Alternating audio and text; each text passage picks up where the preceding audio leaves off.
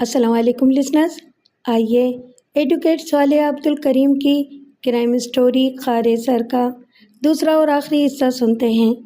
کہانی شروع کرنے سے پہلے آپ سے گزارش ہے کہ اگر آپ میرے چینل پر نئے ہیں تو پلیز میرے چینل کو سبسکرائب اور لائک کریں، شکریہ۔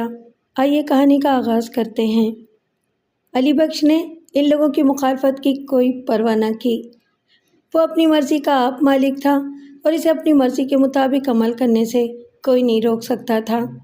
اس نے گھر والوں کو خبر بھی نہیں ہونے دی اور الماس کے ساتھ نکاح پڑھوا لیا۔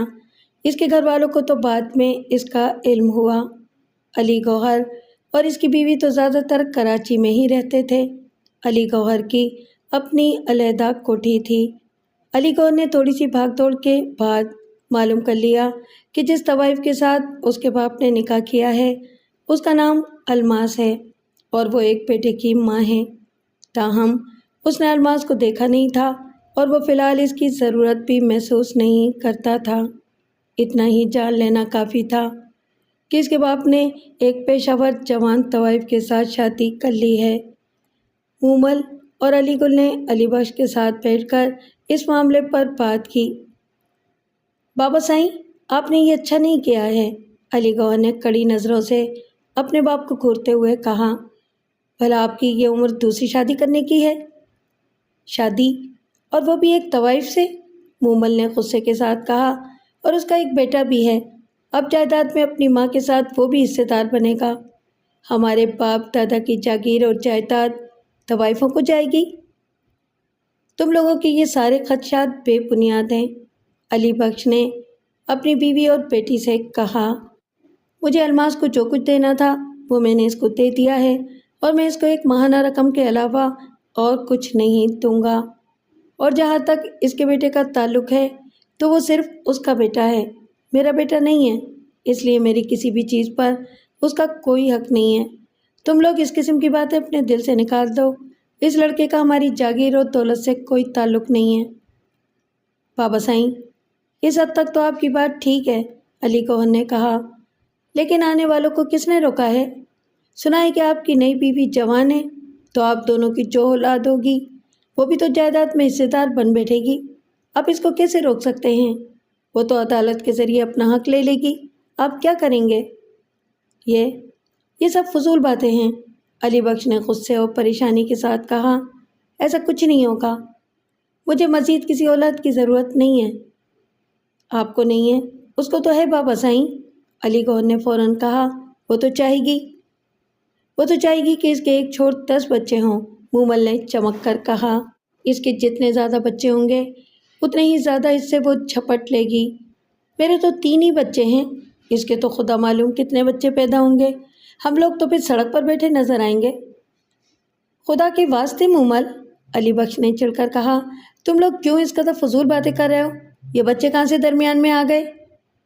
کیوں؟ جہاں شادی ہوگی وہاں بچے درمیان میں نہیں آئیں گے، مومل نے سخت برہمی کے ساتھ کہا۔ دیکھیے بابا سائیں، علی گوہر نے تلخی اور درستی کے ساتھ کہا، آپ مہربانی کر کے اس عورت کو فوراً طلاق دے دیجیے۔ ہم لوگوں کو آپ کی یہ شادی منظور نہیں ہے، اس سے ہماری بدنامی ہو رہی ہے۔ تم لوگوں کا اس معاملے سے کوئی تعلق نہیں ہے، علی بخش نے سخت ناراضگی کے ساتھ کہا۔ کسی کی کوئی بدنامی نہیں ہو رہی ہے، میں نے اس عورت سے نکاح کیا ہے، کوئی گناہ تو نہیں کیا ہے۔ آپ نکاح ختم کر دیجئے، علی گوہر نے کہا، اس کو طلاق دے دیجئے، اس کے بعد آپ کا جو بھی جی چاہے کرتے رہیے، ہمیں کوئی اعتراض نہیں ہے۔ آپ ایک کے بجائے 4 عورتوں کو علیحدہ مکان میں رکھیں، ہم آپ سے کچھ نہیں کہیں گے، کیونکہ ان عورتوں کا اور ان کے بچوں کا ہمارے مال پر کوئی حق نہ ہوگا، نہ کوئی حصہ۔ لیکن نکاح اور شادی کی بات تو کچھ اور ہی ہو جاتی ہے بابا سائیں، اس میں پھر سارے قانونی معاملات اٹھ کھڑے ہوتے ہیں۔ مجھے سبق مت پڑھاؤ، علی بخش نے غصے کے ساتھ کہا اور اٹھ کھڑا ہوا۔ میں نے کہہ دیا ہے کہ تم سب لوگوں کے مفادات پوری طرح محفوظ ہیں اور ان پر کوئی آنچ نہیں آئے گی، تو پھر تم کو پریشان ہونے کی کیا ضرورت ہے؟ اور اس کے ساتھ ہی وہ کمرے سے باہر نکل گیا۔ وہ ان لوگوں سے زیادہ بات نہیں کرنا چاہتا تھا۔ الماس نے جب علی بخش کی زبان سے یہ ساری باتیں سنی تو وہ خاصی پریشان ہو گئی۔ اسے گلاب بائی کی باتیں یاد آئیں اور ساتھ ہی اسے اس بات کا احساس بھی ہوا کہ شاید اس نے یہ قدم اٹھا کر غلطی کی ہے۔ وہ جس طرح رہ رہی تھی شاید وہی ٹھیک تھا۔ لیکن علی بخش نے اس کو بہت تسلی دی۔ تمہیں اس معاملے میں پریشان ہونے کی کیا ضرورت ہے؟ یہ میرا معاملہ ہے، میں ان سب لوگوں کو سنبھال لوں گا۔ میں نے تم سے شادی کی ہے، کوئی گناہ نہیں کیا ہے۔ وقت گزرتا گیا اور اس کے ساتھ ہی علی بخش پر اس کے گھر والوں کا دباؤ بھی بڑھتا گیا کہ وہ الماس کو طلاق دے دے۔ اس کی بال بچوں والی اولادیں اور اس کی بیوی مومل، سب کو یہ خطرہ تھا کہ اگر الماس کی کوئی اولاد ہو گئی تو وہ جائیداد میں حصے دار بن جائے گی، پھر اس کو اس کے حق سے محروم نہیں کیا جا سکتا تھا۔ علی بخش نے اس دباؤ کا بھرپور مقابلہ کیا اور اپنے گھر والوں کے اس مطالبے کو تسلیم نہیں کیا کہ وہ الماس کو طلاق دیتے۔ اس نے ان لوگوں کے خدشات کو دور کرنے کی پوری کوشش کی اور انہیں یہ یقین دلانا چاہا کہ نہ تو اب الماس کو اولاد کی ضرورت تھی اور نہ خود اس کو۔ الماس کا ایک بیٹا موجود تھا اور اس کو اب مزید اولاد کی خواہش بھی نہیں تھی، لیکن اس کے گھر والوں کو ان باتوں پر بھروسہ نہیں تھا۔ اس بارے میں یقین کے ساتھ کچھ بھی نہیں کہا جا سکتا تھا۔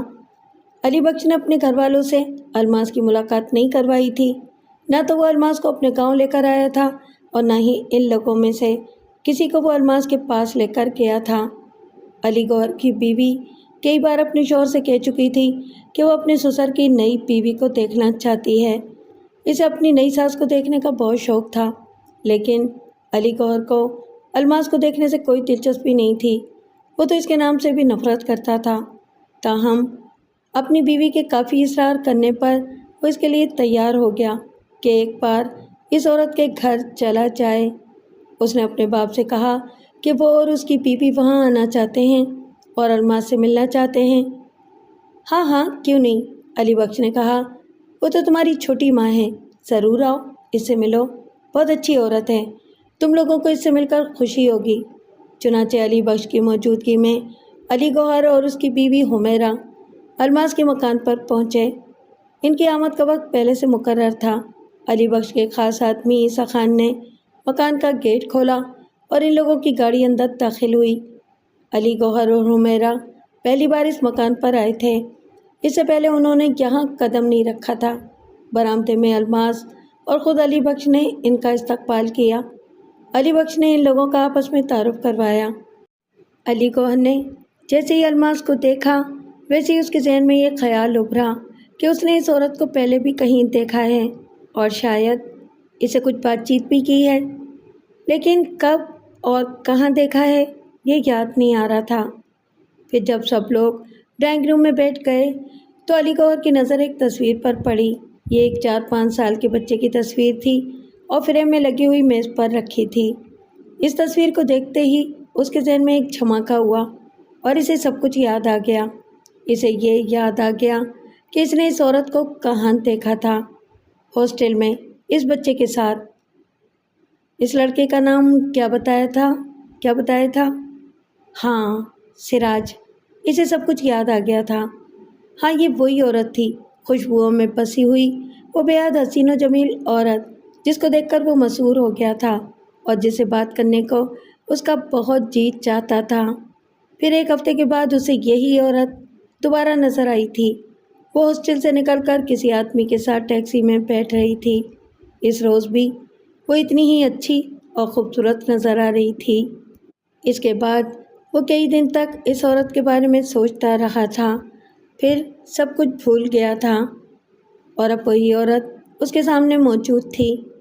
جب اس نے پہلی بار اس عورت کو اس کے 4 سالہ بیٹے کے ساتھ ہاسٹل میں دیکھا تھا تو اس وقت اس کے وہم و گمان میں بھی یہ بات نہیں تھی کہ وہ کوئی طوائف بھی ہو سکتی ہے۔ وہ تو کسی پڑھے لکھے، مہذب، اعلیٰ اور کھاتے پیتے گھرانے کی ایک طرح دار نوجوان ماں معلوم ہوتی تھی جو اپنے بچے کے ساتھ بیٹھی ہوئی تھی۔ علی گوہر اسے کہنے ہی والا تھا کہ وہ پہلے بھی اس سے مل چکا ہے، لیکن پھر کچھ سوچ کر رک گیا۔ وہ دیکھنا چاہتا تھا کہ آیا الماس نے بھی اس سے ہونے والی وہ ملاقات یاد رکھی ہے یا نہیں۔ اگر الماس کو یاد نہیں تو پھر وہ بھی اس بات کا ذکر نہیں کرے گا۔ زیادہ بے تکلف ہونے کی ضرورت نہیں تھی۔ اس کے سامنے وہ اس روز کی دلکش اور حسین خاتون نہیں تھی بلکہ اس کی سوتیلی ماں تھی، ایک ایسی عورت تھی جو اس کے اور اس کے بچوں کے حقوق غصب کرنے کے لیے کمر بستہ تھی۔ وہ ان کے مفادات پر ڈاکہ ڈال رہی تھی۔ علی گوہر کو اس عورت سے خطرہ تھا، وہ اس کی دشمن تھی اور وہ اس کا دشمن تھا۔ وہ الماس کو غور سے دیکھ رہا تھا، لیکن الماس کی آنکھوں میں اس کے لیے شناسائی کی کوئی جھلک موجود نہیں تھی۔ علی گوہر نے اس بات کا بڑی اچھی طرح سے اندازہ لگا لیا تھا کہ وہ تصنع اور بناوٹ سے کام نہیں لے رہی ہے، بلکہ فی الحقیقت اس نے اس کو نہیں پہچانا ہے۔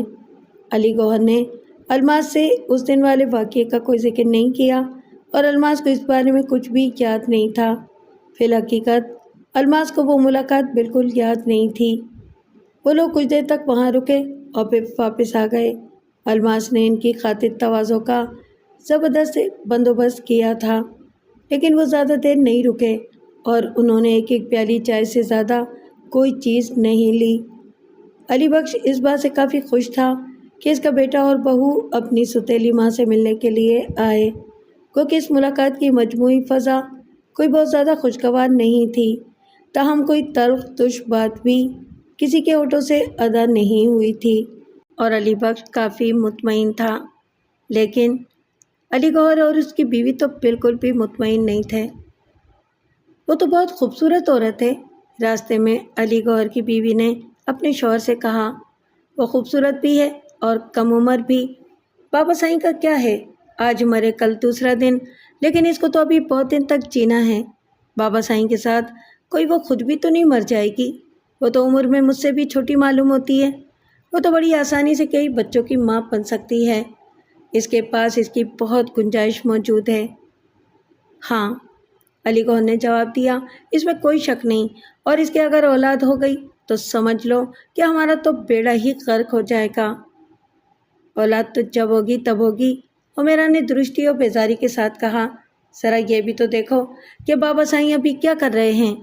پورے 13 لاکھ روپے بابا سائیں نے اس مکان کے لیے خرچ کیے ہیں۔ میں نے منشی سے معلوم کیا تھا، رجسٹری وغیرہ کی ساری فیس ملا کر 13 لاکھ روپے کا مکان پڑا ہے، اور باقی ساز و سامان، فرنیچر وغیرہ اور دوسری چیزوں پر جو رقم خرچ ہوئی وہ اس کے علاوہ ہے۔ 1.5-2 لاکھ روپے سے تو وہ بھی کم نہیں ہوگی۔ تو ذرا دیکھو بابا سائیں نے ہمارے بچوں کا کتنا حق مارا ہے۔ یہ ساری دولت جو انہوں نے ایک طوائف پر لٹائی ہے، یہ ہمارے بچوں کا حق تھا۔ بابا سائیں کو اس بات کا کیا اختیار ہے کہ وہ ہمارے بچوں سے ان کا حق چھینیں؟ بابا سائیں تو ہم لوگوں کو تباہ کرنے پر تلے ہوئے ہیں، علی گوہر نے دانت پیس کر نفرت کے عالم میں کہا۔ وہ کتنا پیسہ اس عورت پر لٹا رہے ہیں؟ یہ سب ہمارا پیسہ ہے، ہمارے بچوں کا پیسہ ہے۔ بابا سائیں اسے اس طوائف پر لٹا رہے ہیں، ہم ان کو ایسا کرنے سے روکیں گے، مگر ہم کیسے روک سکیں گے بابا سائیں کو؟ سائیں، حمیرہ نے پریشانی کے ساتھ کہا، سب کچھ ہمارے ہاتھ میں تو نہیں ہے، ہم تو نہیں حمیرہ، بابا سائیں کو اس عورت کو چھوڑنا ہوگا، علی گوہر نے گویا فیصلہ کن لہجے میں کہا۔ تمہارا کہنا ٹھیک ہے، بابا سائیں بوڑھے آدمی ہیں، آج مرے کل دوسرا دن۔ اگر بابا سائیں چل بسے اور اس عورت کے کوئی اولاد نہ بھی ہوئی تو بھی وہ خود تو بابا سائیں کے وارثوں میں شامل ہوگی۔ اس کا بابا سائیں کے ساتھ باقاعدہ نکاح ہوا ہے، اور ظاہر ہے کہ اس چالاک عورت نے اپنا نکاح نامہ بہت سنبھال کر احتیاط سے رکھا ہوگا۔ وقت آنے پر وہ عدالت میں نکاح نامہ پیش کر کے بابا سائیں کے ترکے میں سے اپنا حق طلب کر سکتی ہے، اور ہم اسے ایسا کرنے سے نہیں روک سکتے۔ یہ بہت نازک پوزیشن ہوگی۔ تو پھر کیا کیا جائے؟ حمیرہ نے پریشانی کے ساتھ کہا۔ بابا سائیں کو کون سمجھائے؟ علی گوہر نے اپنی بیوی کی بات کا کوئی جواب نہیں دیا۔ بابا سائیں کو سمجھانا بہت مشکل تھا، اور وہ الماس کو دیکھنے کے بعد اس نتیجے پر پہنچ چکا تھا کہ بابا سائیں کے لیے الماس جیسی عورت کو چھوڑنا بہت مشکل تھا۔ وہ اپنی پہلی بیوی مومل کو تو بآسانی چھوڑ سکتے تھے، لیکن الماس کو نہیں چھوڑ سکتے تھے۔ اس بات کو تقریباً 1 ماہ کا عرصہ گزر گیا۔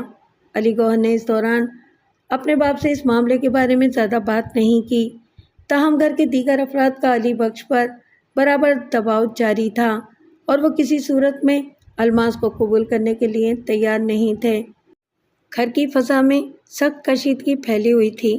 علی گوہر تنہا اپنی گاڑی میں الماس کے گھر کی طرف جا رہا تھا۔ گاڑی بھی وہ خود ہی چلا رہا تھا، اس کے ساتھ اور کوئی نہیں تھا۔ جب وہ الماس کے گھر کے گیٹ پر پہنچا اور عیسیٰ خان نے اس کو دیکھا تو اس کو تعجب ہوا۔ علی بخش اس وقت گھر میں موجود تھا، لیکن علی بخش نے اس کو یہ نہیں بتایا تھا کہ علی گوہر بھی آنے والا ہے۔ علی گوہر کو معلوم تھا کہ علی بخش اس وقت گھر پر موجود ہے، اس نے تو ساری باتیں پہلے سے ہی معلوم کر لی تھیں۔ چھوٹے سائیں آپ؟ عیسیٰ خان نے حیرت سے کہا۔ ہاں میں، علی گوہر نے مسکرا کر کہا۔ کیوں؟ کیا میں اس گھر میں نہیں آ سکتا؟ سر آنکھوں پر سائیں، عیسیٰ خان نے جلدی سے کہا۔ مالک ہیں آپ؟ بابا سائیں اندر موجود ہیں نا؟ اس نے پوچھا۔ جی ہاں چھوٹے سائیں، عیسیٰ خان نے کہا، وہ موجود ہیں اور چھوٹی مالکن بھی موجود ہیں۔ کون آیا ہے عیسیٰ خان؟ اندر کہیں سے الماس کی آواز سنائی تھی۔ اس نے شاید عیسیٰ خان کو کسی سے باتیں کرتے ہوئے سن لیا تھا۔ چھوٹے سائیں آئے ہیں، عیسیٰ خان نے جواباً کہا اور علی گوہر اندر چلا گیا۔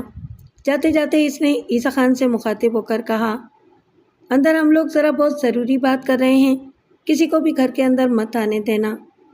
جو حکم سائیں، عیسیٰ خان نے کہا اور جلدی سے مکان کے گیٹ کو بند کر دیا۔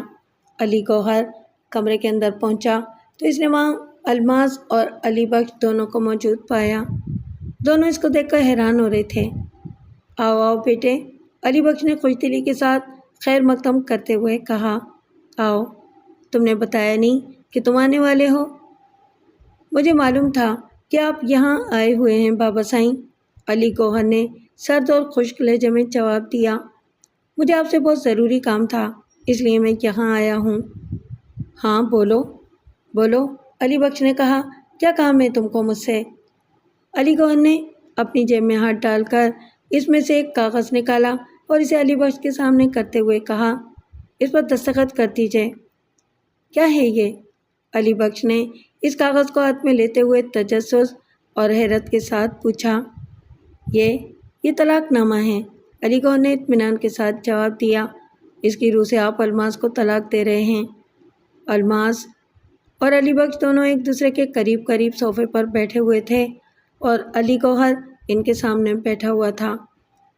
تمہارا دماغ تو خراب نہیں ہو گیا ہے؟ علی بخش نے گرج کر کہا۔ یہ کیا بکواس ہے؟ یہ بکواس نہیں ہے بابا سائیں، علی گوہر نے دوبارہ اپنی جیب میں ہاتھ ڈالا اور اس بار جب اس کا ہاتھ باہر آیا تو اس میں ایک عدد ریوالور موجود تھا۔ یا تو آپ طلاق نامے پر دستخط کریں گے بابا سائیں، اور یا پھر میں اس عورت کو شوٹ کر دوں گا، علی گوہر نے سخت برہمی کے ساتھ کہا۔ فیصلہ آپ کو کرنا ہے، اور خبردار الماس، اس نے اپنی سوتیلی ماں کو مخاطب کرتے ہوئے نفرت بھرے لہجے میں کہا، تم نے اگر یہاں سے ہلنے کی یا ذرا سی بھی آواز نکالنے کی کوشش کی تو میں تم کو ابھی گولی مار دوں گا۔ الماس خوف سے زرد پڑ گئی اور بری طرح کانپنے لگی۔ ایسی صورتحال سے اسے کبھی بھی سابقہ نہیں پڑا تھا۔ وہ جلدی سے علی بخش کے اور زیادہ قریب ہو گئی، جیسے اس کی پناہ میں آ جانا چاہتی ہو۔ یہ بیہودہ تماشا بند کرو اور یہاں سے چلے جاؤ، علی بخش نے کہا۔ تمہارا دماغ اس وقت ٹھیک نہیں ہے، میں تم سے بعد میں بات کروں گا۔ میرا دماغ اس وقت بالکل ٹھیک ہے بابا سائیں، اس نے کہا۔ بعد میں کوئی بات نہیں ہوگی، جو بھی بات ہوگی ابھی اور اسی وقت ہوگی۔ میں یہاں آج اسی قصد سے آیا ہوں کہ فیصلہ کر کے جاؤں گا۔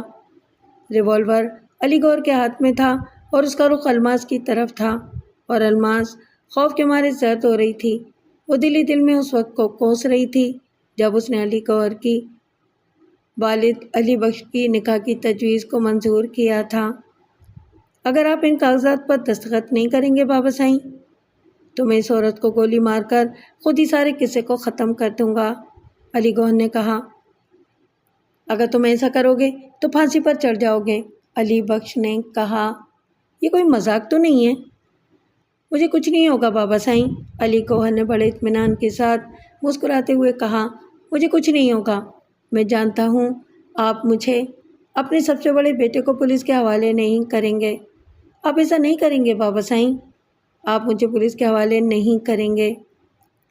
تم یہاں سے جاؤ، ابھی اور اسی وقت یہاں سے نکل جاؤ، علی بخش نے غصے سے کانپتے ہوئے کہا۔ میں تمہاری صورت بھی دیکھنا نہیں چاہتا، جاؤ چلے جاؤ۔ تو آپ ان کاغذات پر دستخط نہیں کریں گے بابا سائیں؟ علی گوہر نے کہا۔ نہیں، ہرگز نہیں، علی بخش نے سختی کے ساتھ کہا۔ میں اپنی بیوی کو طلاق نہیں دوں گا، میرے بارے میں ایسی بات سوچنا بھی مت۔ تو میں اس قصے کو ہی ختم کیے دیتا ہوں بابا سائیں، علی گوہر نے کہا، اور اس کا ریوالور والا ہاتھ ایک دم سیدھا ہو گیا۔ اگلے چند لمحوں کے دوران کئی باتیں ایک ساتھ ظہور پذیر ہوئیں۔ علی گوہر کی انگلی سے ریوالور کا ٹریگر دبایا اور اسی وقت الماس اپنی جگہ سے تیزی سے ہٹی اور علی بخش نے ایک دم تیزی سے اس کو اپنے پیچھے کر کے بچانا چاہا۔ علی گوہر نے فائر کر دیا اور اس کے ریوالور سے نکلی ہوئی گولی سیدھی علی بخش کے سینے میں اس کے دل کے قریب گھستی چلی گئی تھی۔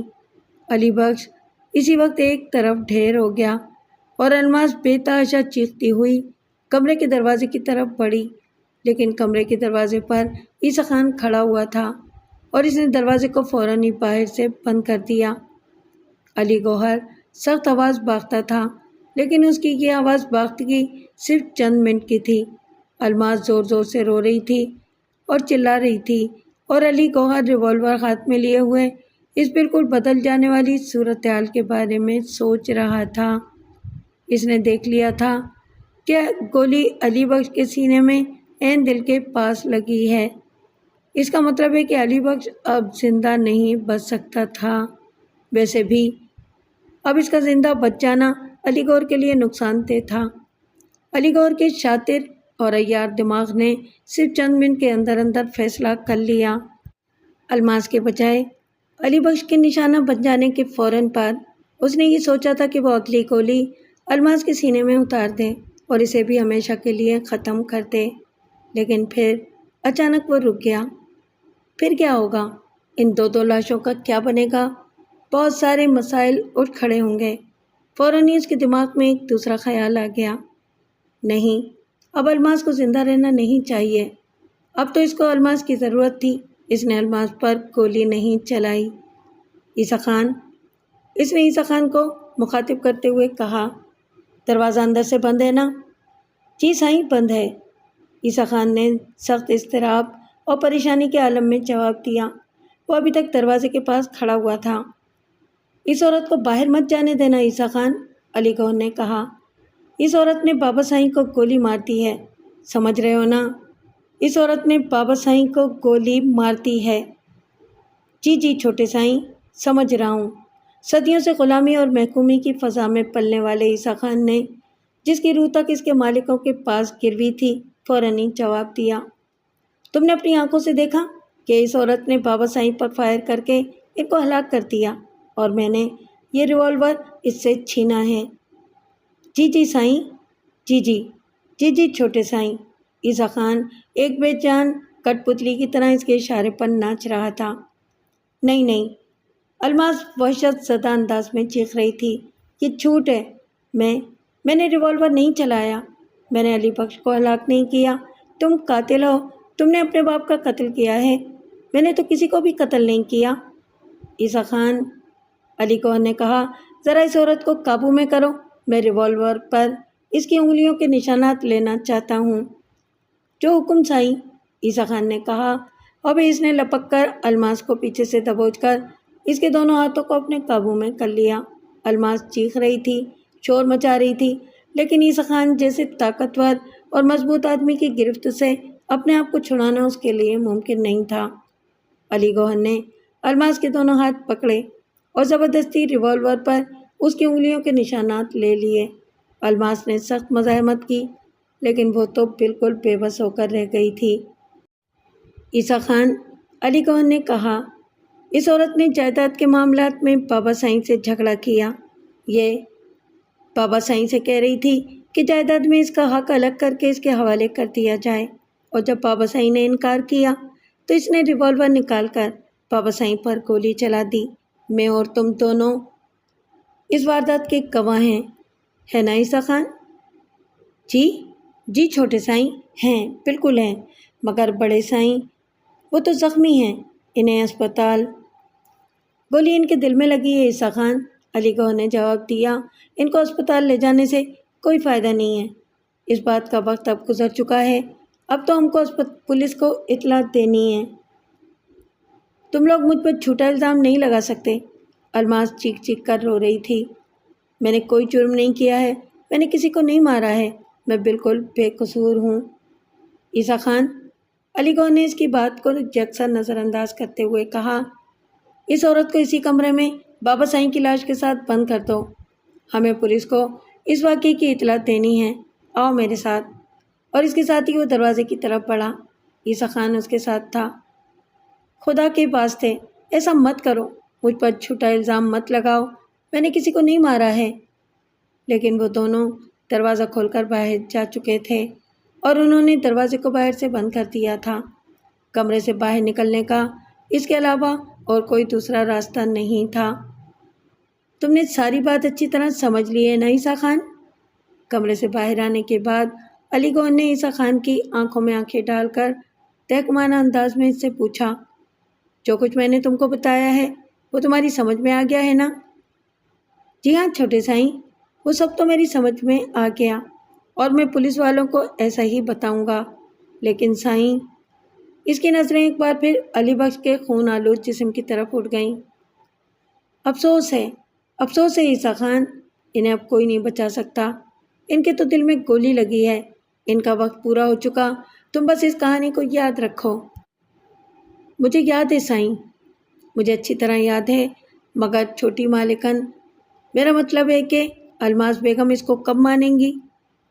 وہ مانے گی اور ضرور مانے گی۔ علی گوہر نے کہا، آؤ ہم پولیس کو اطلاع دینے سے پہلے اس کو بتا دیں کہ اگر اس نے ہماری بات نہیں مانی تو اس کا کیا حشر ہوگا۔ وہ دونوں ایک بار پھر کمرے میں واپس آ گئے اور انہوں نے الماس کو علی بخش کی لاش کے پاس بیٹھے روتے ہوئے دیکھا۔ ان دونوں کو آتا دیکھ کر وہ ایک دم سے اٹھ کھڑی ہوئی۔ بیٹھ جاؤ الماس بیگم اور میری بات کو غور سے سنو، علی گوہر نے الماس سے مخاطب ہو کر کہا۔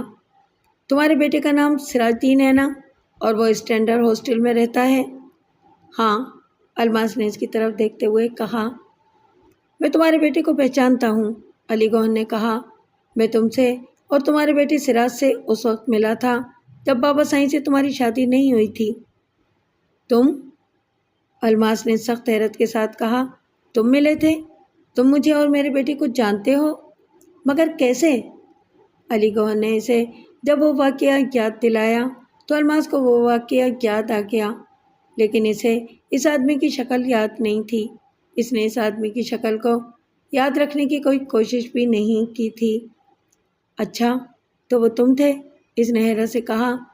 مگر اس روز جب تم اپنی بیوی کے ساتھ یہاں آئے تھے تو تم نے اس واقعے کا کوئی ذکر نہیں کیا تھا۔ میں نے اس کی ضرورت محسوس نہیں کی تھی، علی گوہر نے سپاٹ لہجے میں کہا۔ اور اب تم میری بات غور سے سن لو، تمہیں پولیس کو وہی بیان دینا ہوگا جو میں کہوں گا، اس کے علاوہ اور کچھ نہیں۔ تمہیں پولیس کے سامنے اس بات کا اقرار کرنا ہوگا کہ بابا سائیں کو تم نے قتل کیا ہے۔ نہیں، یہ جھوٹ ہے، الماس نے فوراً جواب دیا۔ میں ایسا کبھی نہیں کروں گی، میں نے علی بخش کو قتل نہیں کیا ہے۔ ٹھیک ہے، علی گوہر نے کہا، تو پھر یہ سمجھ لو کہ تم اپنے بیٹے کو زندہ نہیں دیکھ سکو گی۔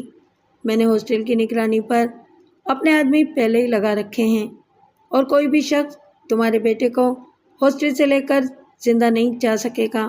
تم نے دیکھ لیا کہ میں نے اپنے باپ کا خون ہو جانے کی بھی پرواہ نہیں کی ہے، تو تمہارا بچہ تو میرے لیے کوئی معنی ہی نہیں رکھتا، میں اس کو مروا ڈالوں گا۔ اگر تم چاہتی ہو کہ تمہارا بیٹا زندہ رہے تو تم کو یہ الزام اپنے سر لینا ہوگا، اور اس کیس میں کیا ہوگا میں تم کو بتاتا ہوں۔ تم کو پھانسی کی سزا نہیں ہوگی، تم پولیس کو اور بعد میں عدالت کو یہ بتاؤ گی کہ تم میری موجودگی میں بابا سائیں سے جائیداد کے حصے کے لیے جھگڑا کر رہی تھیں اور ان سے اپنا حصہ طلب کر رہی تھیں۔ بابا سائیں کے انکار کے بعد تم نے مشتعل ہو کر ان پر فائر کر دیا، اور چونکہ تم اقبالی مجرم ہوگی اور عدالت تمہارے اس جرم کو وقتی اشتعال کا نتیجہ قرار دے گی، اس لیے تم کو پھانسی کی سزا نہیں ہوگی۔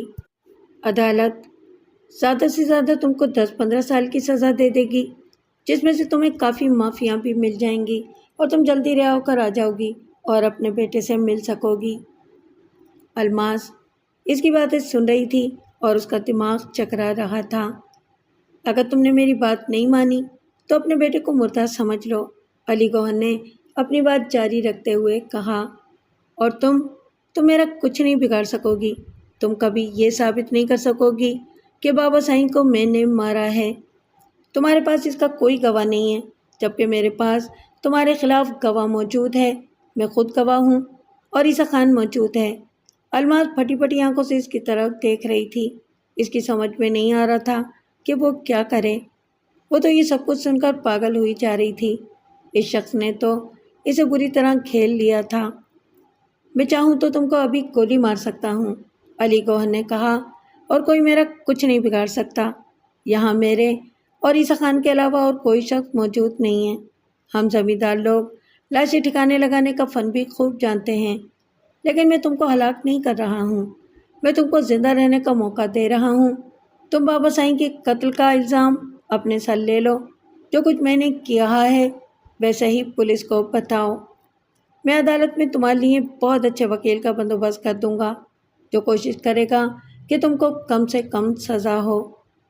میرا بچہ، میرا بیٹا، الماس زاروں قطار رونے لگی۔ وہ میرے بغیر کیسے رہے گا؟ وہ اب بھی تو تمہارے بغیر ہی رہ رہا ہے الماس، علی گوہر نے کہا۔ ہاسٹل میں رہتا ہے اور تم ہفتے میں ایک بار اسے ملنے جاتی ہو۔ وہ اسی طرح ہاسٹل میں رہے گا، میرا تم سے یہ وعدہ ہے کہ وہ اسی طرح ہاسٹل میں رہتا رہے گا۔ اس کے سارے اخراجات کی ذمہ داری مجھ پر ہوگی۔ تم کو معلوم ہے میرے اپنے بچے بھی اسی ہاسٹل میں رہتے ہیں۔ تم اچھی طرح سے سمجھ لو الماس جان، اگر تم اپنے بیٹے کو زندہ دیکھنا چاہتی ہو، اس کی زندگی چاہتی ہو، تو خود وہی کرو جو میں کہہ رہا ہوں۔ تم کو پولیس کو اور عدالت کے سامنے وہی بیان دینا ہوگا۔ اگر تم نے ایسا نہیں کیا تو کل صبح تک سراج کو قتل کر دیا جائے گا۔ نہیں نہیں، الماس ہذیانی انداز میں چلائی، خدا کے لیے ایسا مت کرنا، ایسا ہرگز مت کرنا، میرے بچے کو مت مارنا۔ میں ویسا ہی کروں گی جیسا کہ تم کہہ رہے ہو، ویسا ہی کروں گی، بالکل ویسا ہی کروں گی۔ شاباش، علی گوہر نے مسکراتے ہوئے کہا۔ اور سنو، کسی کو بھی اس بارے میں معلوم نہیں ہونا چاہیے۔ تم کسی کو بھی یہ بات نہیں بتاؤ گی کہ تم کسی کے کہنے پر ایسا کر رہی ہو۔ تم ہر ایک سے یہی کہو گی کہ تم نے اپنے شوہر کو قتل کیا ہے، کیونکہ وہ اپنی جائیداد میں سے تم کو حصہ نہیں دے رہا تھا۔ سمجھ رہی ہو نا میری بات اچھی طرح سے؟ ہاں، سمجھ رہی ہوں، الماس نے روتے ہوئے کہا، اچھی طرح سے سمجھ رہی ہوں۔ تو پھر جو کچھ سمجھ رہی ہو اسی پر عمل کرنا، علی گوہر نے کہا۔ میں اب اپنی بات دوبارہ نہیں کہوں گا، بس یہ جان لو کہ اگر تم نے ذرا سی بھی گڑبڑ کی تو میں تم سے مزید کوئی بات کیے بغیر تمہارے بیٹے کو ختم کروا دوں گا۔ اس بات کو اچھی طرح سے سمجھ لو۔ میرے بیٹے کی جان بخش دو اور میری جان لے لو، الماس نے روتے ہوئے کہا۔ تھوڑی دیر کے بعد پولیس آ گئی اور پولیس نے قاتلہ کو میں آلۂ قتل کے گرفتار کر لیا۔ واردات کے انہی شاہدوں نے اپنے بیانات دیے اور قاتلہ نے ایک بالغ جرم کر لیا۔ الماس کو گرفتار کر کے پولیس اسٹیشن پہنچا دیا گیا۔ یہاں اس کا تفصیلی بیان لیا گیا۔ اس نے وہی سب کچھ کہا جو خود اسے سمجھایا گیا تھا۔ اس کے خلاف قتل کا مقدمہ درج کر لیا گیا۔ الماس یہ قطعی فیصلہ کر چکی تھی کہ وہ اپنے بیٹے کی زندگی کو خطرے میں نہیں ڈالے گی۔ اسے بخوبی اندازہ ہو گیا تھا کہ جو شخص اپنے باپ کو ہلاک کر کے ایسی سنگ دلی اور بے حسی کا مظاہرہ کر سکتا ہے، اس کے نزدیک بھلا کسی دوسرے انسان کی جان کی کیا حیثیت ہو سکتی ہے۔ الماس کو اگر کسی شخص کی طرف سے مدد اور سہارے کی امید ہو سکتی تھی تو وہ منیر حسین تھا، منیر حسین عرف منو۔ لیکن وہ یہ بات بھی اچھی طرح جانتی تھی کہ علی گوہر جیسے طاقتور، بڑے اور بارسوخ دشمن کے مقابلے میں منو کی کیا حیثیت تھی۔ منو ان لوگوں سے نہیں لڑ سکتا تھا، نہیں ان لوگوں سے لڑنا سراج کی موت کو دعوت دینا تھا۔ اس لیے اس نے طے کر لیا تھا کہ وہ کسی کو بھی کچھ نہیں بتائے گی، منو کو بھی نہیں۔ بس منو کا کام یہ ہوگا کہ وہ سراج کا خیال رکھے۔ لیکن منو سے رابطہ کس طرح ہو سکے گا؟ اسے کس طرح خبر کی جائے؟ شاید علی گوہر مجھ سے ملنے اور بات کرنے کے لیے آئے گا، اس نے دل میں سوچا۔ ویسے کہوں گی یا شاید پولیس والے اس سلسلے میں میری مدد کریں۔ خیر، کوئی نہ کوئی صورت تو نکل ہی آئے گی۔ لیکن تیسرے دن منو خود ہی اس کے پاس آن پہنچا۔ وہ اکیلا نہیں تھا، اس کے ساتھ اس کی ماں موتیا بھی آئی تھی۔ ان لوگوں کو اخبار میں شائع ہونے والی خبر کے ذریعے اس واقعے کا علم ہو گیا تھا۔ اخبار کی خبر میں الماس، علی بخش، علی گوہر سب کے نام شائع ہوئے تھے۔ خبر دیکھتے ہی منو اپنی ماں کو ساتھ لے کر تھانے آن پہنچا تھا۔ تھانہ دار نے ان دونوں کو ملزمہ سے ملنے کی اجازت دے دی۔ الماس ان دونوں کو دیکھتے ہی دھارو دھار رونے لگی۔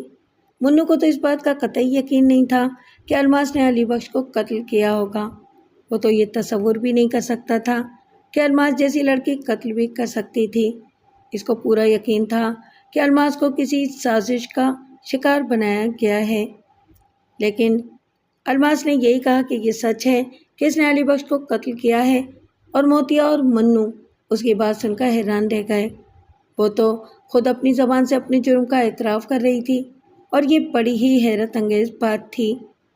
تم نے واقعی ایسا کیا ہے؟ موتیا نے لرزتی ہوئی آواز میں سے پوچھا۔ مگر تم نے ایسا کیوں کیا الماس؟ یہ تو بس میں نے کر ڈالا موتیا آپا، الماس نے روتے ہوئے کہا۔ میں نے اسے مار دیا۔ تم نے اسے نہیں مارا ہے، منو نے آہستہ سے کہا۔ تم تو کسی چڑیا کو بھی نہیں مار سکتی، تم آدمی کو کیا مارو گی؟ میں نے مارا ہے، وہ ہذیانی انداز میں روتے ہوئے بولی۔ میں نے مارا ہے اس کو۔ منو، تم خدا کے لیے میری سراج کا خیال رکھنا، اس سے ملنے کے لیے جاتے رہنا، اور دیکھو اسے یہی بتانا کہ میں کچھ دنوں کے لیے باہر گئی ہوئی ہوں۔ تم اس کی فکر مت کرو، منو نے بھرائی ہوئی آواز میں کہا۔ میں سراج کا خیال رکھوں گا۔ امی جی نے تم کو بہت بہت دعا کہی ہے، موتیا نے بھرائی ہوئی آواز میں کہا۔ وہ خود بھی آتی تم سے ملنے کے لیے، لیکن وہ بہت بیمار ہیں، ان سے تو اب بالکل بھی چلا پھرا نہیں جاتا۔ وہ لوگ وہاں سے چلے آئے، لیکن منو کو اس بات کا ذرا بھی یقین نہیں آیا کہ علی بخش کو الماس نے قتل کیا ہے۔ وہ الماس سے بہت اچھی طرح واقف تھا۔ الماس کا مزاج ہی ایسا نہیں تھا کہ وہ کسی کو نقصان پہنچا سکے، اور پھر اس نے منو سے کتنی بار کہا تھا کہ وہ تو بس صرف اپنے بیٹے کے لیے زندہ ہے اور کوئی ایسا کام نہیں کرنا چاہتی جس سے اس کے بیٹے کے لیے مشکلات پیدا ہوں۔ آنے والے دنوں کے دوران منو جو حوالات میں اور پھر جیل میں برابر الماس سے ملاقاتیں کرتا رہا تھا، اور اس پر زور دیتا رہا کہ وہ اس کو سچ بتا دے کہ کیا معاملہ ہے، لیکن الماس نے ہمیشہ یہی کہا کہ اس نے سچ بات بتائی ہے۔ علی گوہر بھی چند بار الماس سے ملنے کے لیے آیا۔ اس نے الماس کو بتایا کہ اس نے ہاسٹل میں سراج کی 2 سال کی ایڈوانس فیس وغیرہ جمع کرا دی ہے، اور اس کے علاوہ کچھ رقم بھی اس کے نام سے وہاں ڈپازٹ کرا دی ہے، جو اس کو جیب خرچ کے طور پر ملتی رہے گی۔ تم اپنے بیان پر قائم رہنا اور میں اپنے وعدے پر قائم رہوں گا، علی گوہر نے سے کہا۔ جب تم کو سزا ہو جائے گی تو اس کے بعد بھی میں تمہارے بچے کی دیکھ بھال کرتا رہوں گا۔ میں نے اپنے بھائی منیر حسین سے بھی کہہ دیا ہے، الماس نے اس کو بتایا۔ منیر حسین کو سب لوگ منو کہتے ہیں، وہ برابر سراج سے ملتا رہے گا۔ ٹھیک ہے، علی گوہر نے کہا، وہ سراج سے ملتا رہے، اس کے بعد جاتا رہے، اور میں مالی مدد کرتا رہوں گا۔ تم اپنے بھائی سے کہہ دینا کہ سراج کے سلسلے میں اگر اس کو کسی مدد کی ضرورت ہو، روپیہ پیسہ کچھ چاہیے ہو تو میرے پاس آ جائے۔ ویسے یہ تمہارا بھائی کوئی بہت زیادہ لالچی قسم کا آدمی تو نہیں ہے؟ نہیں، الماس نے آہستہ سے جواب دیا۔ میں اسے کہہ دوں گی کہ اگر اس کو ضرورت ہوگی تو تم سے مل لے گا، لیکن وہ کبھی بھی تم سے کوئی غلط مطالبہ نہیں کرے گا، اس کی طرف سے ایسا خیال ذہن میں مت لانا۔ مقدمہ شروع ہو گیا، اور الماس نے عدالت میں بھی وہی بیان دیا جو اس نے پولیس کو دیا تھا۔ واردات کے 2 عینی گواہ موجود تھے، علی گوہر اور عیسیٰ خان، اور دونوں نے الماس کے خلاف گواہی دی تھی۔ ملزمہ خود بھی اعتراف جرم کر رہی تھی۔ ثبوت، گواہ، آلۂ قتل، مقتول کی لاش، سب کچھ موجود تھا۔ عدالت نے الماس کو عمر قید کی سزا دے دی۔ جس دن الماس کو سزا سنائی گئی اس دن کمرہ عدالت میں اور لوگوں کے علاوہ منو بھی موجود تھا۔ منو حد تک ہر پیشی میں موجود رہتا تھا۔ اس مقدمے کی کوئی ایک پیشی بھی ایسی نہیں تھی جس کے دوران منو وہاں موجود نہ رہا ہو۔ فیصلہ سن کر منو کی آنکھوں میں آنسو آ گئے۔ عمر قید، کیسے بھیانک الفاظ تھے! ان کو تو سن کر ہی دل لرز جاتا تھا۔ اور الماس اب ایک لمبے عرصے کے لیے جیل میں چلی گئی تھی۔ الماس کے سزا یاب ہونے کے بعد جب منو اس سے ملنے کے لیے گیا تو اس نے الماس سے کہا، الماس، اب تو سب کچھ ختم ہو چکا ہے، تم کو عدالت نے سزا دے دی ہے، خدا کے لیے اب تو بتا دو کہ تم کس چکر میں پھنس گئی ہو۔ مجھے تو یہ بات اچھی طرح معلوم ہے کہ تم علی بخش سے جائیداد کے معاملے میں کوئی جھگڑا نہیں کر سکتی تھیں۔ امی جی نے تو پہلے ہی سارا بندوبست کر لیا تھا اور تم کو علی بخش سے جائیداد اور رقم دلوا دی تھی، اور ساتھ ہی ساتھ تم پر یہ واضح کر دیا تھا کہ اس کی جاگیر اور جائیداد میں سے تمہیں کبھی بھی کچھ نہیں مل سکے گا، کیونکہ وہاں اس کی اولادیں سانپ بنی بیٹھی ہوئی ہیں۔ تم کو تو یہ ساری باتیں اچھی طرح معلوم تھی۔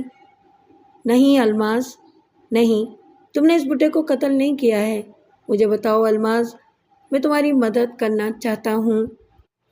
اب تو سب کچھ ختم ہو چکا ہے منو، الماس نے ایک لمبی اور ٹھنڈی سانس بھرتے ہوئے کہا۔ میں قصوروار تھی یا بے قصور، سزا تو مجھے مل گئی اور میں نے اس کو قبول بھی کر لیا ہے۔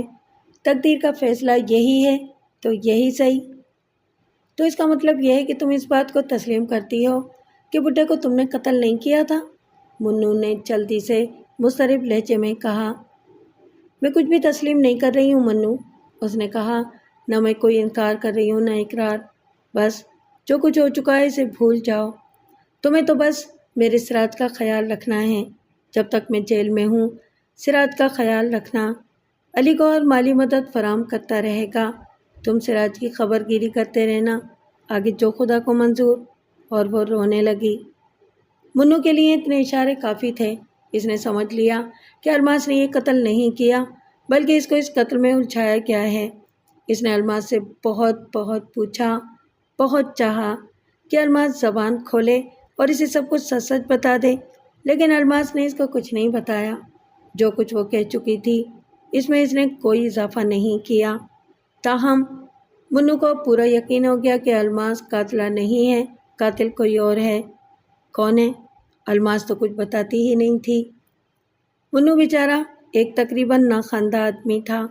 معمولی سی اردو لکھنے پڑھنے کے علاوہ اسے اور کچھ نہیں آتا تھا، لیکن وہ الماس کی مدد کرنے کے لیے سب کچھ کر سکتا تھا۔ دنیا میں صرف الماس ہی تو ایک ایسی ہستی تھی جس سے اس نے سب سے زیادہ محبت کی تھی۔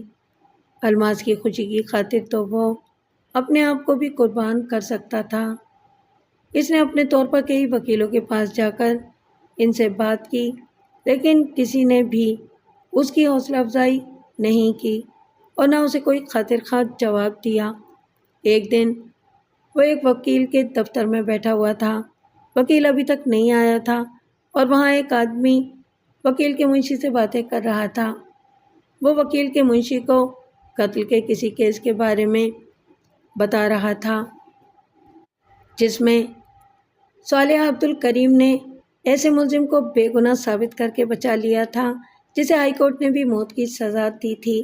صالحہ عبدالکریم نے اسے سپریم کورٹ میں جا کر بچا لیا تھا۔ وکیل کا منشی اس شخص سے کہہ رہا تھا کہ صالحہ عبدالکریم واقعی ایک عجیب و غریب قسم کی وکیل ہے، اور وہ دونوں ایک دوسرے کو اس کی خوبیوں کے بارے میں بتا رہے تھے۔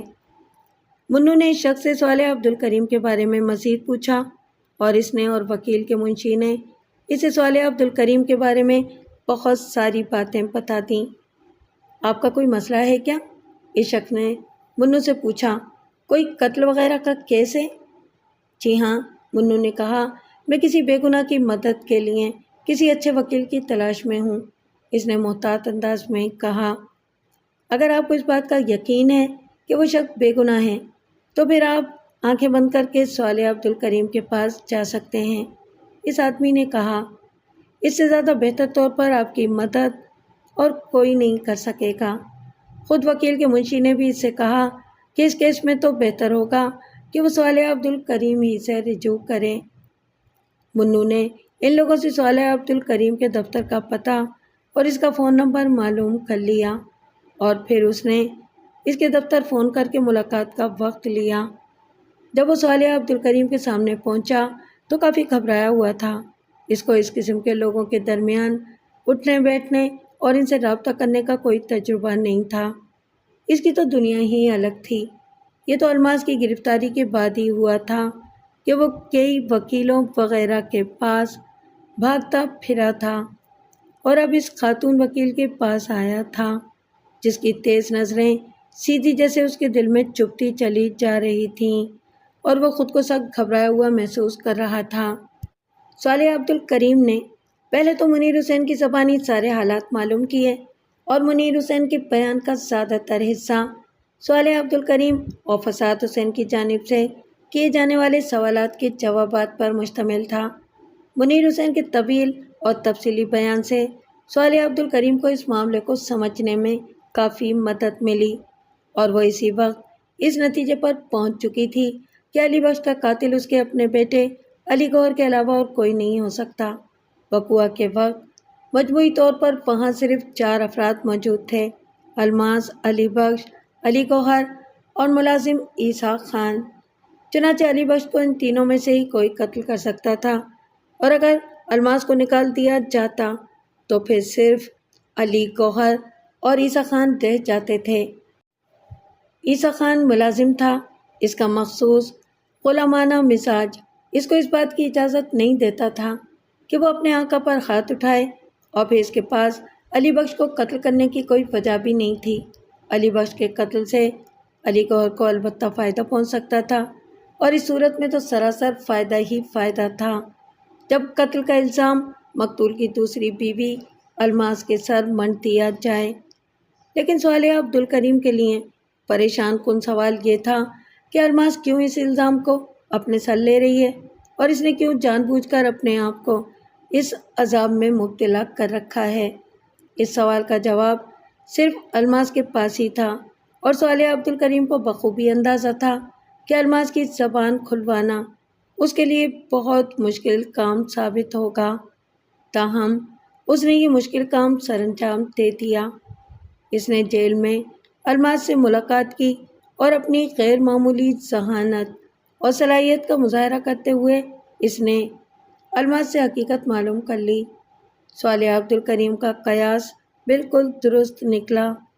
اس نے الماس کو سختی کے ساتھ منع کر دیا کہ وہ کسی اور سے اس معاملے کے بارے میں گفتگو نہ کرے، اور جب تک اسے کہا نہ جائے وہ اپنی زبان کو اسی طرح بند رکھے جس طرح اس نے اب تک بند رکھا ہے۔ صالح عبدالکریم اور فساد حسین نے اس معاملے کے مختلف پہلوؤں پر غور کیا۔ انہیں حقائق کا علم ہو گیا تھا، لیکن ان حقائق کو عدالت میں ثابت کرنا کوئی آسان کام نہیں تھا۔ اصل ملزم کے خلاف کوئی ثبوت موجود نہیں تھا۔ صرف ایک شخص ایسا تھا جو ان کی مدد کر سکتا تھا، اور وہ تھا عیسیٰ خان، موقع کا وہ گواہ جس نے عدالت میں جھوٹی گواہی دی تھی۔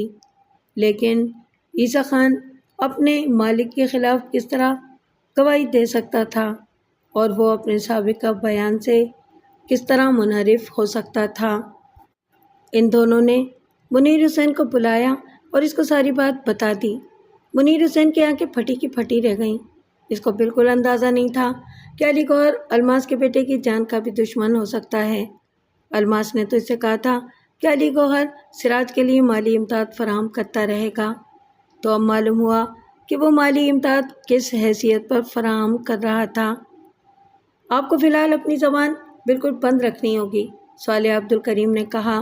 ہم نے اصل قاتل کو تلاش تو کر لیا ہے، لیکن الماس کی رہائی صرف اسی صورت میں ممکن ہو سکے گی جب اصل قاتل کو عدالت میں قاتل ثابت کر سکیں، اور ابھی ہمارے پاس یہ بات ثابت کرنے کے لیے کچھ بھی نہیں ہے۔ آفرین ہے وکیل صاحبہ، منیر حسین نے بھرائی ہوئی آواز میں کہا۔ آپ نے تو واقعی کمال کر دیا ہے۔ میں تو اس سے پوچھ کر ہار گیا، لیکن اس نے مجھے کچھ نہیں بتایا، اور آپ نے اس سے سب کچھ پوچھ لیا؟ اس نے بھی آپ کو ساری بات بتا دی؟ اس کی وجہ یہ ہے منیر حسین صاحب کہ وہ بے حد خوفزدہ تھی۔ صالحہ عبدالکریم نے کہا، اس کو اس بات کا خدشہ تھا کہ اگر وہ زبان کھولے گی تو علی گوہر اس کے بیٹے کو مروا ڈالے گا اور اس کو ایسا کرنے سے کوئی نہیں روک سکے گا، اور اپنے بیٹے کے بغیر وہ اپنی زندگی کو بیکار سمجھتی تھی۔ اسی لیے اس نے خود کو مٹا دینے کا فیصلہ کیا تاکہ اس کا بیٹا زندہ رہے۔ علی گوہر جیسے چالاک اور مکار آدمی نے اس کو بڑی سنگ دلی اور کامیابی کے ساتھ بلیک میل کیا۔ پھر اب کیا ہوگا وکیل صاحبہ؟ منیر حسین نے بھرائی ہوئی آواز میں کہا، کیا الماس بچ جائے گی؟ اگر بچ گئی تو؟ اچانک صالحہ عبدالکریم نے پلٹ کر تیز لہجے میں اس سے پوچھا۔ اگر بچ گئی تو پھر کیا ہوگا؟ آپ اسے دوبارہ لے جا کر کوٹھے پر بٹھا دیں گے، جسم فروشی کرائیں گے اس سے؟ منیر حسین کا چہرہ ایک دم سے سیاہ پڑ گیا اور اس کے ہونٹ کانپنے لگے۔ اسے یوں لگ رہا تھا جیسے وہ زمین کے اندر دھستا چلا جا رہا ہو۔ ہے اتنی ہمت آپ میں کہ زندگی بھر کے لیے اس کا ہاتھ تھام سکیں، اس کے ساتھ شادی کر کے شریفانہ زندگی گزار سکیں اور اس کے بیٹے کو اپنی اولاد سمجھ کر اسے سینے سے لگا سکیں؟ بولیے، ہے ہمت کہ کوٹے کی منحوس زندگی چھوڑ کر کوئی کام دھندہ کریں، محنت کریں، خود بھی کھائیں اور اپنے بیوی بچے کو بھی کھلائیں؟ ہے آپ میں اتنا حوصلہ؟ جی ہاں ہے، اچانک منیر حسین نے سر اٹھا کر جواب دیا۔ اس کی آنکھوں میں ایک چمک تھی اور اس کے چہرے پر ایک رنگ سا آ گیا تھا۔ ہے وکیل صاحب، بشرطے کہ الماس بھی اس کے لیے راضی ہو۔ صالحہ عبدالکریم کے ہونٹوں پر ایک گہری مسکراہٹ نمودار ہوئی۔ سنیے، اگر بالفرض میں اس کو بچانے میں کامیاب نہ بھی ہو سکی تو بھی ایک نہ ایک دن وہ رہا ہو کر باہر ضرور آئے گی۔ آپ اس کا انتظار کریں گے، اس کی واپسی پر اسے اپنا لیں گے۔ میں تو اپنی زندگی کے آخری لمحوں تک اس کا انتظار کر سکتا ہوں وکیل صاحبہ، منیر حسین نے کہا اور اس کی آنکھوں سے بے ساختہ آنسو بہنے لگے۔ صالحہ عبدالکریم ایس پی نثار حسین کے دفتر میں بیٹھی ہوئی تھی، جہاں ان دونوں کے علاوہ اور کوئی نہیں تھا۔ ایس پی نثار حسین کو اس کیس کی پوری صورتحال بتائی جا چکی تھی اور اب اس سے مدد اور تعاون کی درخواست کی جا رہی تھی۔ ٹھیک ہے صالحہ صاحبہ، ایس پی نثار حسین نے کہا، ہم دو کام ایک ساتھ کریں گے، اور وہ اسے بتانے لگا کہ اب وہ کیا کرنے کا ارادہ رکھتا ہے۔ اس سے اگلے دن پولیس نے سراج الدین کو حفاظتی تحویل میں لے لیا۔ ہاسٹل کے منتظمین کو بتایا گیا کہ چونکہ بچے کی جان کو کچھ خطرہ ہے، اس لیے اسے وقتی طور پر حفاظتی تحویل میں لیا جا رہا ہے، اور اسی دن صبح کو وہ عیسیٰ خان کو خاموشی سے پکڑ کر تھانے لے آیا تھا۔ عیسیٰ خان ان دنوں علی بخش مرحوم کی کراچی والی کوٹھی میں رہتا تھا اور وہاں دیکھ بھال کرنے والے اسٹاف کا نگراں تھا۔ اسے بڑی ہوشیاری کے ساتھ کوٹھی سے کچھ فاصلے پر اس طرح پکڑ لیا گیا کہ کوٹھی کے دوسرے ملازمین کو اس کے بارے میں کچھ خبر بھی نہ ہو سکی۔ عیسیٰ خان نے جب اپنے آپ کو تھانے کے ایک کمرے میں بڑے بڑے پولیس افسروں کے درمیان پایا تو اس کی جان نکل گئی۔ وہ سخت خوفزدہ ہو گیا تھا۔ ان پولیس والوں کے درمیان ایک عورت بھی موجود تھی۔ اپنے آقاؤں کے نمک خوار ہونا عیسیٰ خان؟ عورت نے عیسیٰ خان کی آنکھوں میں آنکھیں ڈال کر پوچھا۔ جی سائیں، نمک حرام نہیں ہوں، 7 پشتوں میں کوئی نمک حرام نہیں تھا۔ میرے تو باپ دادا مالکوں کی خدمت کرتے آئے ہیں، ہم وفادار لوگ ہیں سائیں۔ نہیں عیسیٰ خان، صالحہ عبدالکریم نے کہا، تم نمک حلال نہیں ہو، تم نمک حرام ہو۔ نہیں نہیں سائیں، عیسیٰ خان نے دونوں ہاتھ جوڑ کر جلدی سے کہا، میں نمک حرام نہیں ہوں، ہرگز نہیں، میں تو نمک حلال ہوں۔ اگر تم واقعی نمک حلال ہوتے تو اپنے آقا کے قاتل کی حمایت نہ کرتے، اپنے آقا کی روح کو شرمندہ نہ کرتے۔ صالحہ عبدالکریم نے کہا، تم جانتے ہو تمہاری نمک حرامی سے تمہاری آقا کی روح کو کتنا زبردست صدمہ پہنچ رہا ہے۔ جی سائیں، میں نے تو… تم جانتے ہو، خوب جانتے ہو، الماس تمہارے آقا کی قاتل نہیں ہے۔ صالحہ عبدالکریم نے اس کی بات کاٹ دی، تم اچھی طرح جانتے ہو کہ اصل قاتل کوئی اور ہے جسے تم بچانے کی کوشش کر رہے ہو۔ کیا یہ اپنے آقا کے ساتھ، اس کی روح کے ساتھ غداری نہیں ہے؟ تم اپنے آقا کو دکھ دے رہے ہو، اس کے ساتھ دھوکہ کر رہے ہو اور اپنے ساتھ بھی دھوکہ کر رہے ہو۔ تم کو اچھی طرح معلوم ہے کہ تمہارا آقا الماس کو کتنا چاہتا تھا، وہ اس سے کتنا پیار کرتا تھا۔ اس نے الماس کی خاطر اپنی جان دے دی، اور تم نمک حرام آدمی اپنے آقا کی اس چہیتی بیوی کو جیل کے جہنم میں جھونک رہے ہو۔ قیامت کے دن خدا کو کیا منہ دکھاؤ گے؟ میں بوس سائیں، میں غریب آدمی، میں اس سے آگے وہ کچھ بھی نہ بول سکا۔ نہیں عیسیٰ خان نہیں، ایس پی نثار حسین نے اس کی بات کاٹتے ہوئے کہا، تم نے جو کچھ بھی دیکھا ہے وہ تم ہم کو نہیں بتا رہے، تم وہ بتا رہے ہو جو تم نے نہیں دیکھا، اور وہ چھپا رہے ہو جو تم نے دیکھا ہے۔ تم کو اچھی طرح سے معلوم ہے کہ الماس نے کوئی گولی نہیں چلائی تھی، الماس کے پاس کوئی ریوالور موجود نہیں تھا، الماس کے پاس کبھی بھی کوئی ریوالور موجود نہیں تھا۔ وہ ریوالور علی گوہر کا تھا، اور علی گوہر نے اسے اپنی جیب سے نکال کر اپنے باپ پر فائر کیا تھا۔ نہیں سائیں نہیں، عیسیٰ خان کی زبان سے بے ساختہ نکلا۔ چھوٹے سائیں بڑے سائیں کو ماننا نہیں چاہتے تھے، الماس کو ماننا چاہتے تھے۔ ایس پی نثار حسین نے فوراً کہا، انہوں نے گولی الماس پر چلائی تھی۔ عیسیٰ خان کو فوراً ہی اس بات کا احساس ہو گیا کہ کچھ گڑبڑ ہو گئی ہے، لیکن تیر تو کمان سے نکل چکا تھا، پھر بھی اس نے معاملے کو سنبھالنے کی کوشش کی۔ نہیں تو سائیں، ایسی تو کوئی بات نہیں ہے۔ ایسی ہی بات تھی، بے وقوف آدمی، اچانک صالح عبد الکریم نے گرج کر کہا، ایسی ہی بات تھی۔ علی گوہر اپنی ستیلی ماں کو، اپنے باپ کی چہیتی بیوی کو ماننا چاہتا تھا، اور علی بخش اس کو روک رہا تھا۔ علی بخش نے الماس کو بچاتے ہوئے اپنی جان دے دی، اور تم بے وقوف نمک حرام اپنے آقا کی روح سے غداری کر رہے ہو، اس عورت کو مجرم قرار دے رہے ہو جس کو تمہارا آقا اتنا زیادہ چاہتا تھا۔ تم کو شرم نہیں آتی عیسیٰ خان؟ کیا یہی تمہاری وفاداری ہے؟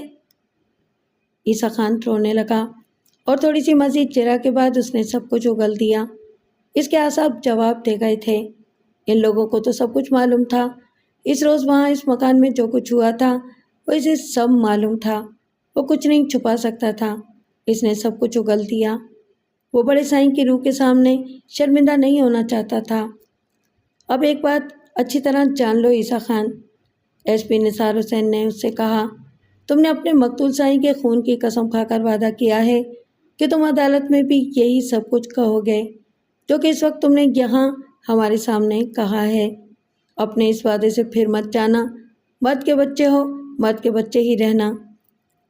میں اپنی بات سے نہیں پھروں گا سائیں، اس نے کہا، جو کچھ یہاں آپ کے سامنے کہا ہے وہ سچ ہے، اور آئندہ بھی سچ ہی کہوں گا۔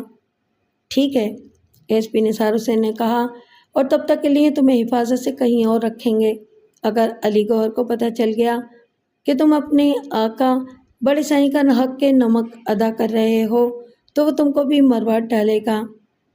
عیسیٰ خان کے پولیس کی تحویل میں آ جانے کے ساتھ ہی صالح عبد الکریم نے عدالت میں کیس پیش کر دیا۔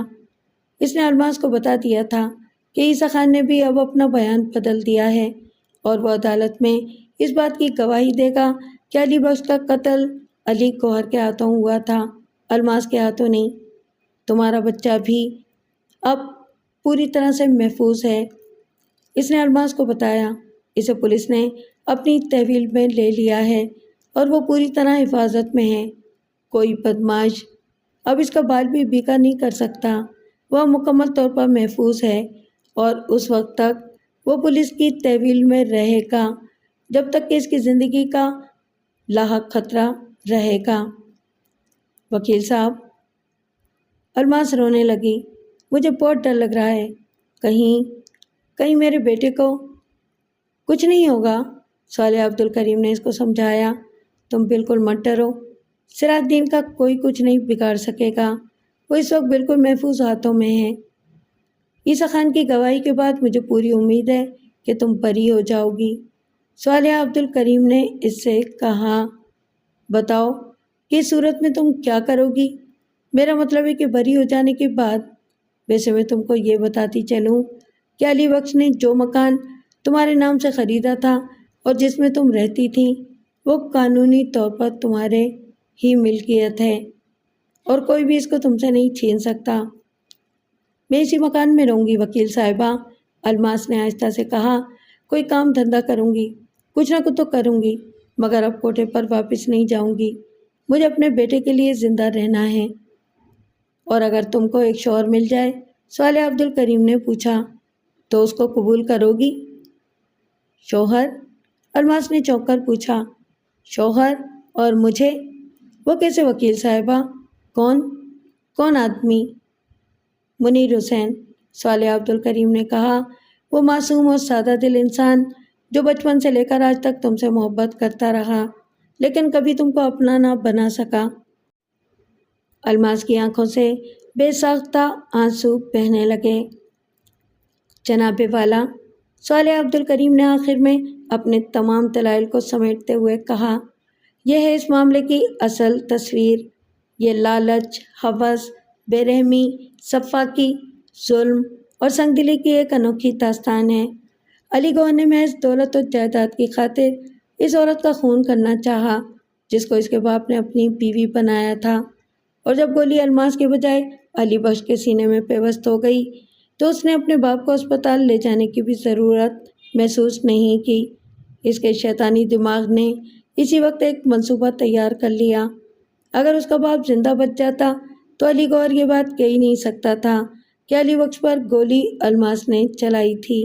اس لیے اس نے یہی فیصلہ کیا کہ علی بخش کو مر جانے دیا جائے اور اس کی موت سے پہلے کسی کو بھی اس واقعے کی اطلاع نہ دی جائے۔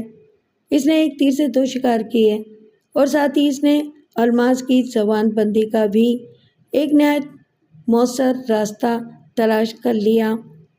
اتفاق سے وہ الماس کے بیٹے کو ہاسٹل میں دیکھ چکا تھا اور ان لوگوں سے بھی مل چکا تھا۔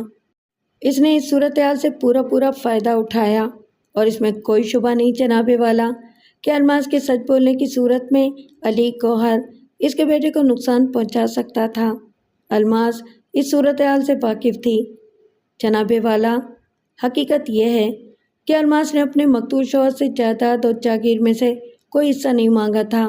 گلاب بائی نے یہ بات اس کو بہت اچھی طرح سمجھا دی تھی کہ اگر بالفرض وہ عدالت سے اپنا حق حاصل کرنے میں کامیاب ہو بھی گئی تو بھی علی بخش کے لواحقین اس کو مرتے دم تک اس جائیداد کا قبضہ نہیں لینے دیں گے، کیونکہ اصل قبضہ تو انہی کا ہے اور وہ اس پر عرصہ حیات تنگ کر دیں گے۔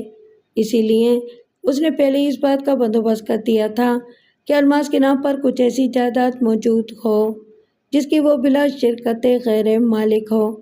چنانچہ گلشن اقبال کا وہ مکان الماس کے نام سے خرید لیا گیا تھا۔